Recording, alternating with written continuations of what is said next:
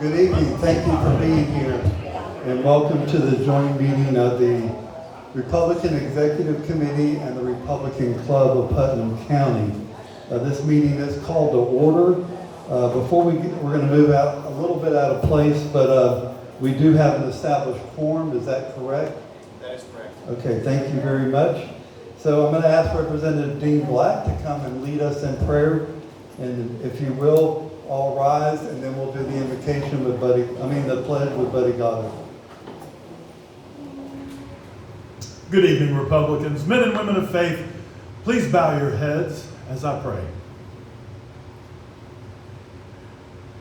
It is in the name of Jesus Christ that I pray and say, Holy Spirit, come and fill our hearts and fill this room tonight.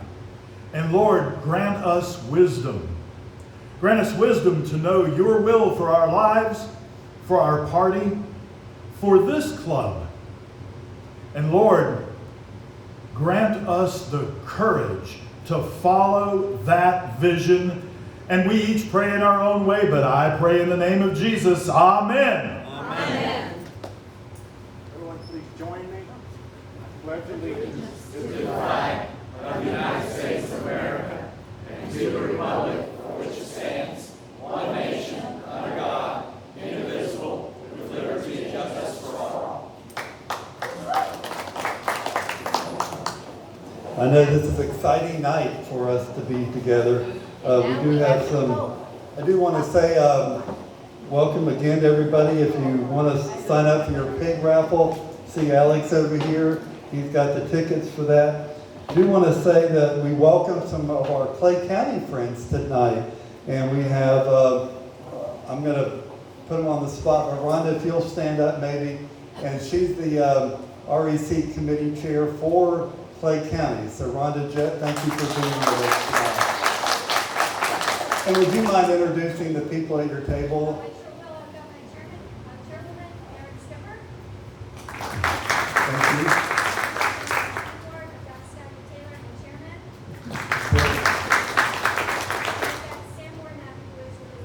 Yeah.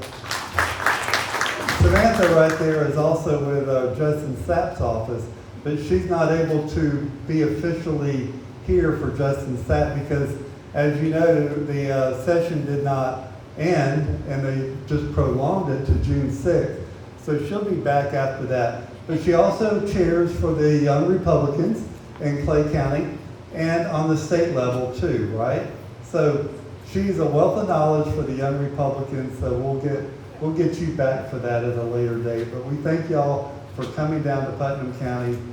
This is God's country, so we look forward to you going home and say, I just went to God's country today, you know? Yep. So real quick, we do have a few items of business that we need to do. REC members, it's going to be a little difficult, but if you will, when we call for a vote, if you'll just stand up and be recognized, that'll take care of our problem there. Not really do we need to do this, but we're going to do this. We need to adopt the county model constitution.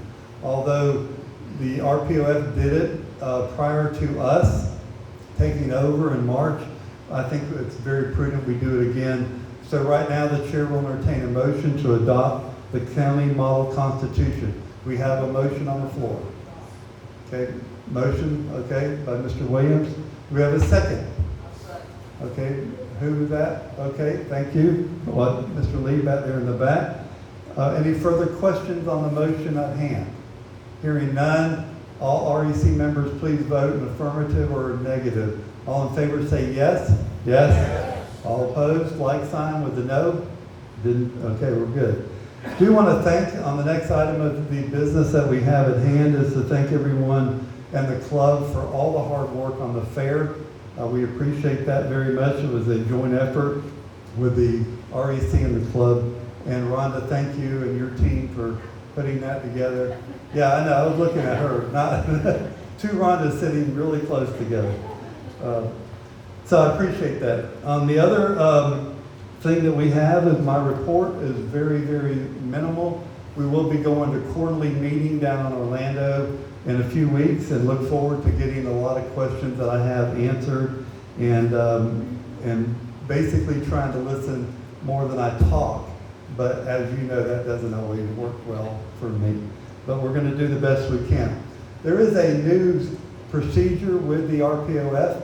If you request to be a member of the REC, we have to give you that form at the time of request.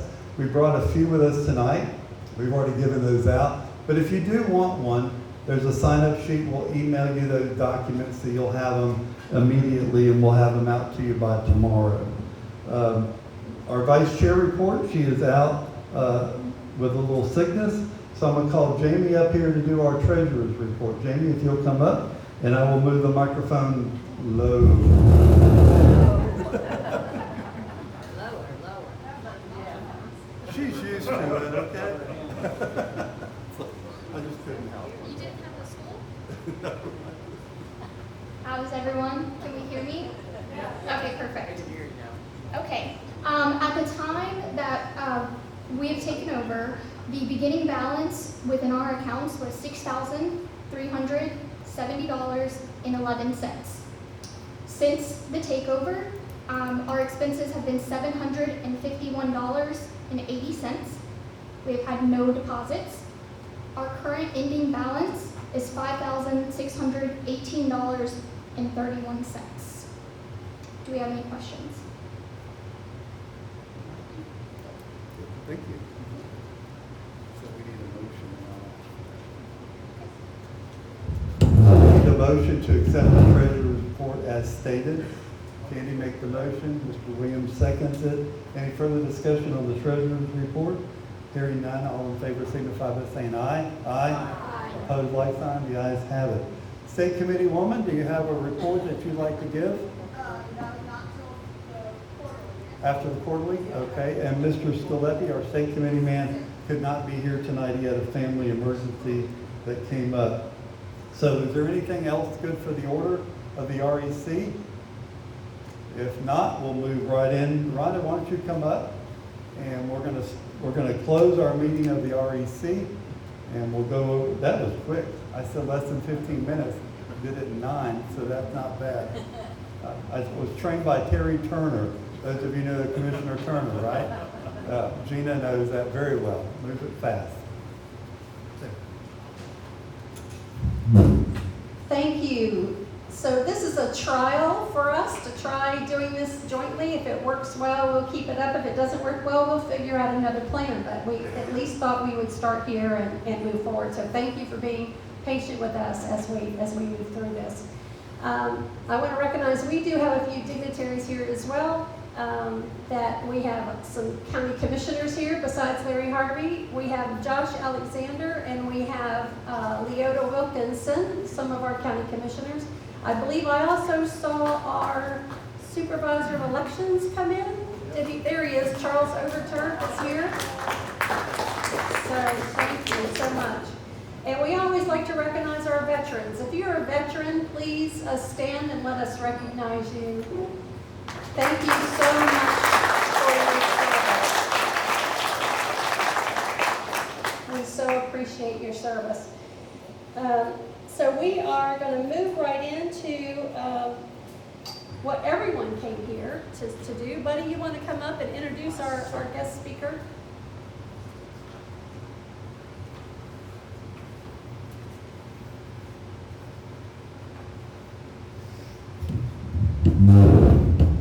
This is for him, not for me. Yes, our speaker tonight comes from Duval County, Dean Black, who did our prayer. I've never actually got to hear him speak, but I hear great things about him, so I know we're going to enjoy this. So Dean, you've got the mic. All right.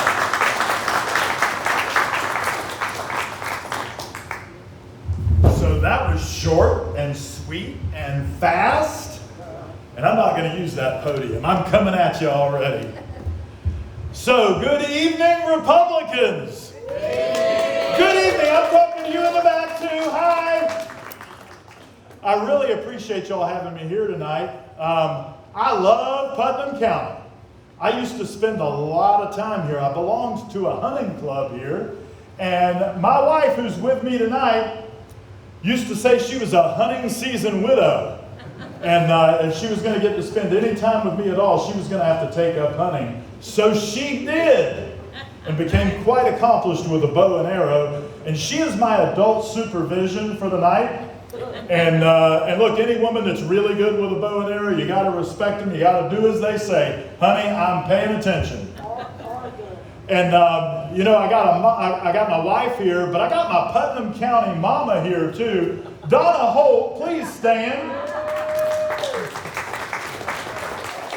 I campaigned down here more than a decade ago when I ran for Congress in District 3, back when Corrine Brown had a district that ran through here, and I ran in a 9-way primary, and by the will of the people, I came in second, but God said run. He didn't say I would win, but that's how I ended up doing all the things that I've done since. And before I get started, I would really like to recognize Miss Sarah Reynolds. Sarah, where are you? There you are in the back. Sarah Reynolds is the Deputy Political Director from the Republican Party of Florida, came here this evening. She goes all over the state. I really believe and know that it's true that if the grassroots has a heart, it beats in this room. And it beats in county executive committees all over Florida and all over the country. And I believe that, and I know that that's true. And we're in very tense political times between the Republicans and Democrats, and more than you'd like to admit, between Republicans and Republicans too, right? Yeah. But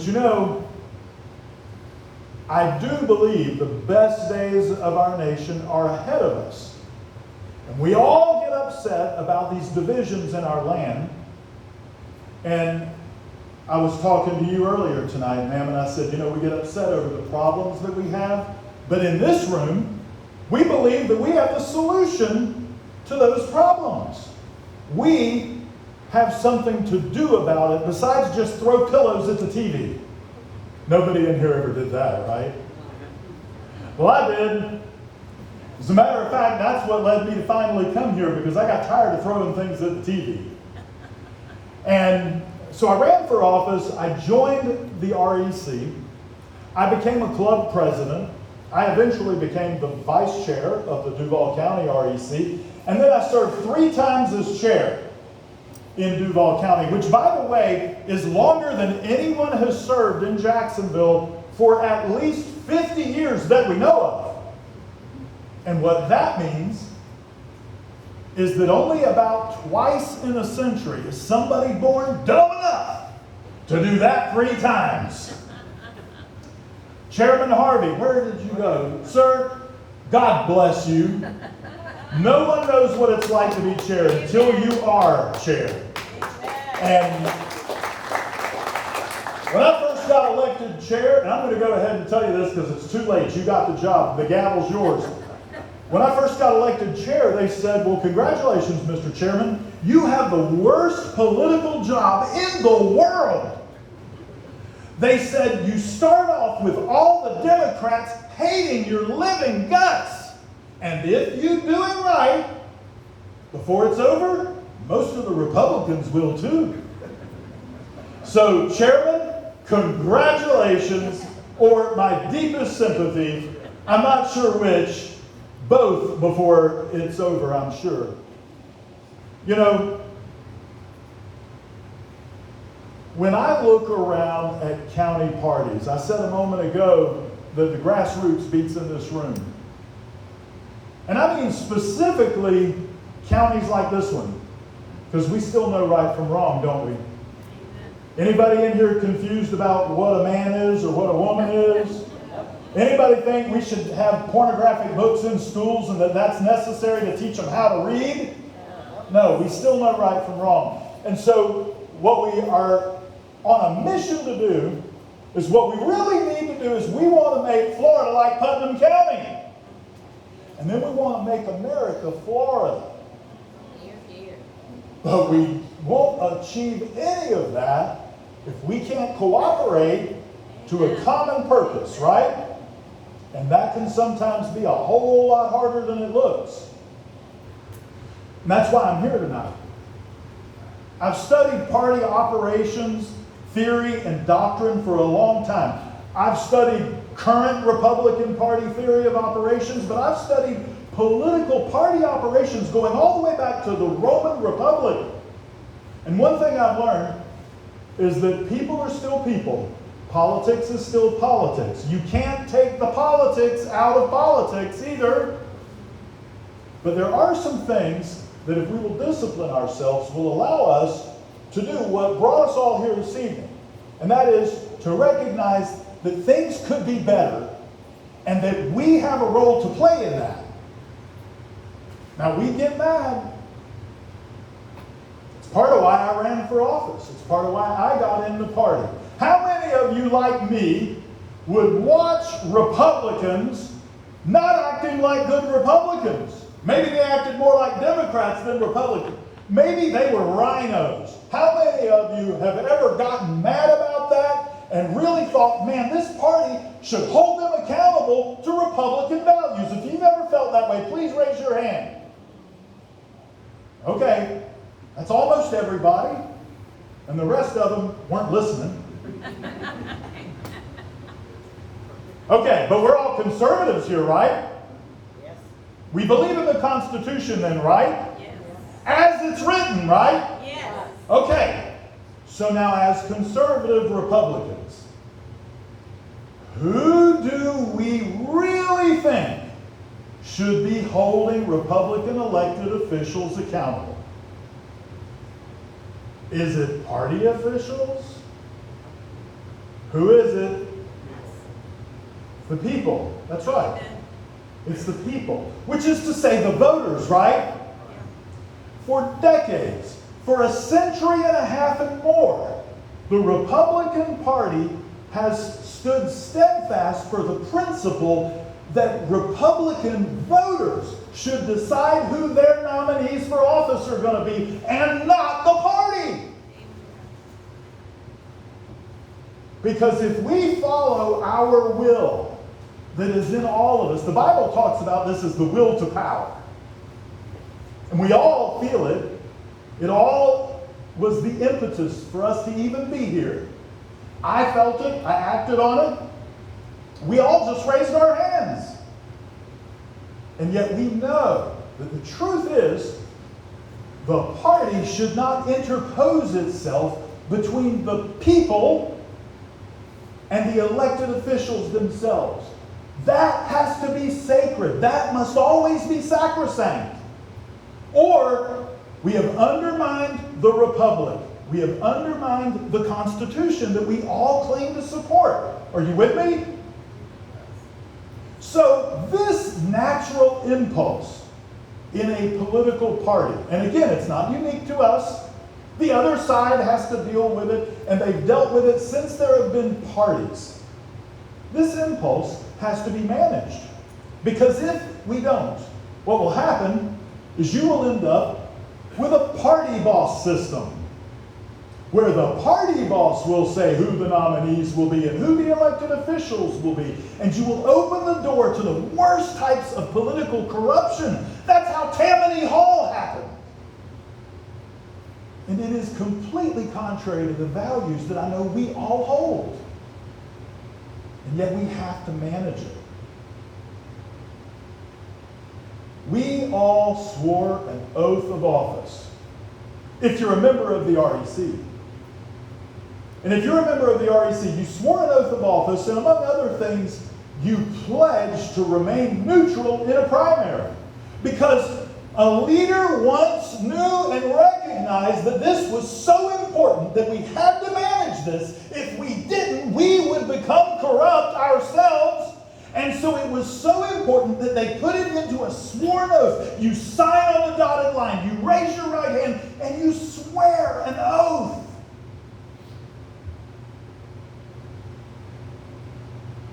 There are but few exceptions to this. Rule 8 in our rules and procedure provides a mechanism whereby we can endorse one primary opponent over another. but it requires a supermajority, and it's almost never used. Because before it is used, we ask ourselves the question, are the voters capable of deciding this for themselves or not? Do we trust the voters to decide for themselves or not? And almost always the answer is yes, we have to trust the voters. Because if the answer is no on a regular basis, well, that says some really horrible things about the whole underpinnings of our republic and the founding forefathers and all of that, right? And so Rule 8 is used very, very rarely. But we all acknowledge that we would like to see Republicans doing more Republican things. Look, if you're in this room, you are conservative. You're probably pretty far to the right. Me too. And I still get frustrated. Well, what is the party?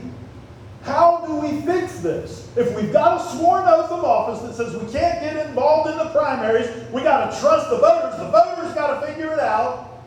How is the party to see to it that its common agenda gets passed over time?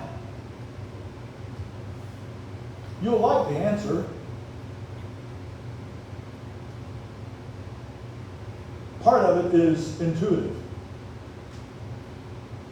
I wake up every day and I go, okay, how are my Republican elected officials doing today? And some of them, not doing much, don't pay them any mind. And some of them I go, oh, can't believe you're doing that. I don't say anything, but then over here, I find one that's doing something good. Maybe they're standing up for Second Amendment rights or lower taxes or smaller government, stuff that we all believe in, right? And I look at that elected official and I go, okay, now we're going to shine light on that man or woman because that is exemplary. That's actually what we want to be talking about. It ought to be intuitive. But y'all, we're supposed to be the pro-Republican faction of the Republican Party.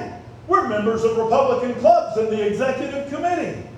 And so, first basic thing is find a good Republican and shine light on them. Sing for He's a Jolly Good Fellow. Send some social media posts and talk about what they're doing. And when you do that, you're propagating our values. You're teaching the electorate what it is that we're about. And you're doing it in a positive way without violating your oath. And over time, what we're doing is very simple. We propagate our values into the public, convince the public that our agenda and our values are righteous and should be acted upon. And having done that, we convince people that they ought to become Republicans. And then we turn them out to vote as such and elect Republicans. Now, this is important. The electorate will give you the elected officials that reflect itself. So if you've got a really blue corner of the county or of the state, you're probably going to get Democrats. That's how AOC gets elected, right? But on the other hand, if you've got a really, really red Republican area, well, you're probably going to get pretty good Republicans there. And if it's purple, it could go either way. You're probably going to get squishy Republicans, or you might even get a Democrat. It's tough. But the people choosing, exercising their rights under our republic, will give you the elected officials that reflect themselves over a considerable period of time. And that's something to keep in mind too, because the party sits there and we have our work. Elected officials will come and they will go, and they will come and they will go. But the party endures, and the party has a long-term time horizon. We look at this over a long span of time. And the electorate That's our job. Because that purple area that we're talking about, that gives you the squishy Republicans or maybe a Democrat, our mission is to turn that red. And if it's already red, our mission is to turn it even more red. And if it's blue, we want it purple and then red. Our mission is to propagate our values. And look, it's an argument that we're having, a debate in the public arena. But look, a debate's just an argument. An argument's darn hard to win. If you're wrong, the Democrats are wrong. We're right. We've got all the cards. So we convince the electorate over a span of time that we're right. And you ought to vote that way and become a Republican. And as you continue to do that, and you register voters, that electorate becomes redder and redder and redder. And y'all, it's just like the soil in your garden. If you turn that soil conservative enough, no liberal seed can grow in it. Whether it came from the Democrat Party or whether it came from our own side, it doesn't matter. I began by asking you if you get upset about rhinos. We all do. And I believe that every single one of you is a decent and honorable person who believes in upholding the oath of office. And I also believe that you believe in the Constitution and the pillars of our republic. And I came here tonight to share with you the absolute, incontrovertible truth that you can have a Republican Party and you can have good conservative governance. You can actually be the county that teaches the state, that gives hope to America, if you will work for it. We have to resist the temptation to shortcuts. Shortcuts are a path to corruption. We have to respect the relationship of the voters and their right to choose their elected officials. We have to accept our responsibility for the shape of that electorate. I use the analogy that the electorate is sort of like garden soil. We're kind of like farmers. And man, is it hard work. And it's never, ever ending. But that's okay. That's okay because we do operate on a long time horizon. And if we continue to stay focused on what we're supposed to do, and as important, if we don't get tricked into pursuing shortcuts and doing things we're not supposed to do, well then, we will prevail. We will elect Republicans, and they will become ever more conservative over a span of time, and we will implement our common agenda. And the dream and the vision and the hopes that led all of you to come here tonight will be realized, if not in our lifetimes, then in our children's or our grandchildren's. But we didn't come into this hoping to fix these things overnight. We came here, I hope, to support our republic and stand for what's right and give our children and our grandchildren an example that's worthy to follow. And as for me, I'd like my children and grandchildren to know that the work that I did in the party, that I did it the right way, that I was respectful of the people themselves and their right to choose, and I operated in the right way until such time as I can pass them the baton. And then they will continue on. And then the republic continues on. So, what I'm telling you, the grassroots, the heart beats here. The grassroots, they put a lot of trust in us. They put a lot of trust in us not to abuse our authority as party officials. And everyone that's a member of the REC is a party official. And some of you are party officers. And they put a lot of trust in us not to abuse that. He swore an oath of office. They didn't just whip that up for no reason.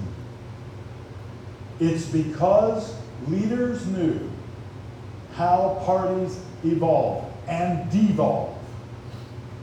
They learned how we can pursue an agenda and do it righteously, and they learned what happened if we don't, and how it devolves into base political corruption. Not devolving into that sad state and aspiring to that state of hopefulness, that's the trust that the grassroots puts in all of you. It's hard work. It's relentless work. Truth is, you'll never finish. And I know, because every one of you has got something else to do tonight, and you chose to come here instead, that you're willing to do that work. I started out by asking you a question. Let me ask you another one. How many of you love this republic enough? How many of you love the Constitution enough that you're willing to uphold your oath of office and pursue party's goals for the sake of conservatism and defend our Constitution? How many of you are willing to work to that end? Keep them up. Mr. Chairman, take a picture, quick. Quick. All right.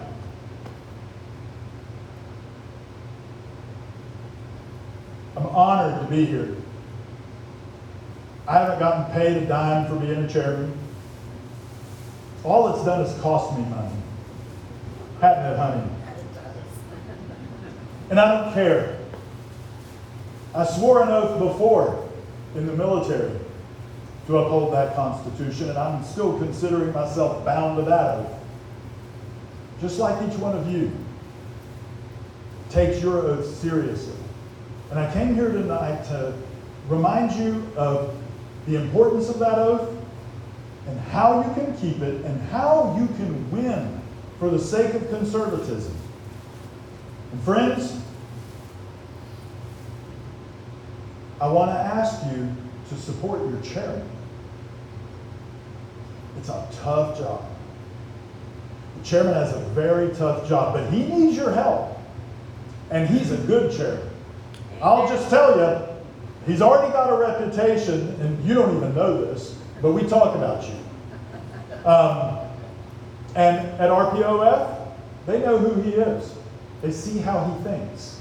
They see how hard he works. And once you've been doing this for a while, you kind of figure out when somebody's going to be a successful chairman and when they might really be challenged. You're going to have a very successful chairman. And you guys will strike a mighty blow for your country and your county if you will line up and you will support him and present your party in a positive light. Take that debate into the public arena. And remember, you cannot convince people that they ought to become Republicans if you don't seem to like them very much yourself. So help your chairman take to the field, spread that message, and do it relentlessly, day after day, after week, after month, after year, after decade, after century. That's how the party operates. And my friends, with people like you, look, I've seen what the Democrats bring to the field. With people like you, I like our chances very much. I got involved in this because I was terrified for the future of our country, and they still cause me great concern. But the things that the Democrats are willing to fight us over, the things that they're willing to plant their flag on a hill, and they want to fight us over the sexualization of kids, and I could go on and on and on, but I'm preaching to the choir here. Look, if they want to keep doing that, let them. And let's put our message out there, and then let's vote on that.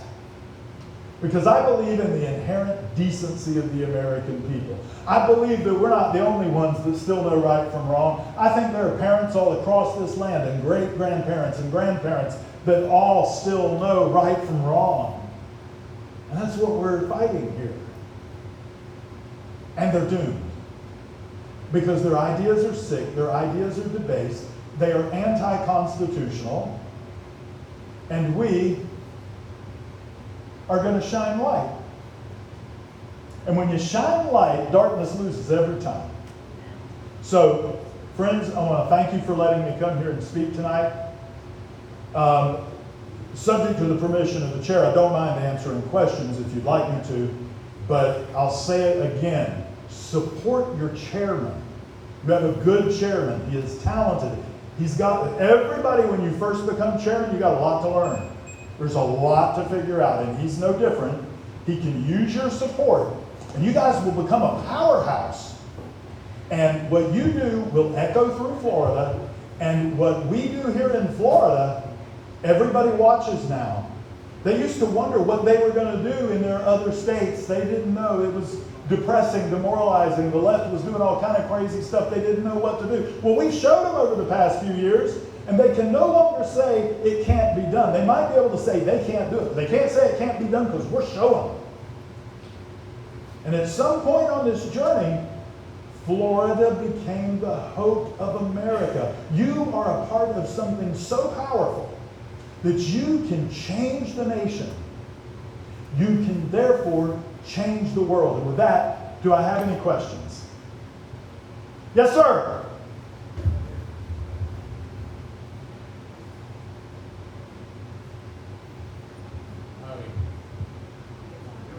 Howdy. What got my attention when you talked about the party boss system? Yes, sir. Are you suggesting that that does not exist? And if so, what's the basis of that thought? So let's first, all right, so for those who couldn't hear that question, he said, you mentioned party bosses. Are you suggesting that system doesn't exist? And if so, what is the basis for that? So we should first ask ourselves, what actually is the party?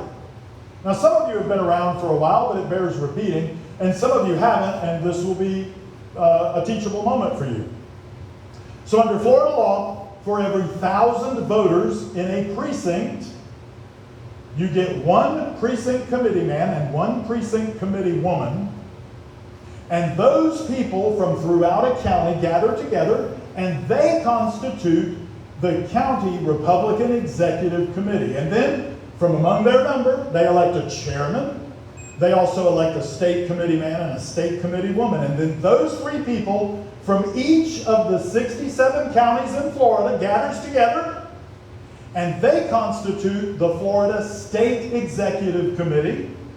And then from among their number, they elect also a state chairman and a national committee man and a national committee woman. And then those three people from each state in the country gathers together, and then that constitutes the Republican National Committee, which everybody should have heard of. That is what we're talking about when we talk about the party. If it's anything other than that, that's not the party. Now, we often see political committees and other institutions that use the word Republican for all sorts of purposes, and they may absolutely intervene in primaries, and they often do, but that isn't us. It's not what we do. That's not what the party proper does. There are all sorts of third-party entities. There are single-issue entities. You've got the National Republican Senatorial Campaign Committee, but that's not under the RNC. That's not part of us. So it's important for us to understand what we mean when we say the Republican Party. The Republican Party is different from Republicans. Republicans do all sorts of things, but the Republican Party, sir, is not a party boss system. It belongs and must always belong to the grassroots, and that's why we swear that oath of office, and that's why I came down here tonight, to remind us all of the righteousness of that, and I thank you very much for the question. Are there any other questions? Mr. Chairman, I think they got it, and at least 99% of them have volunteered to help you, and so with that, Mr. Chairman, I'll hand you back this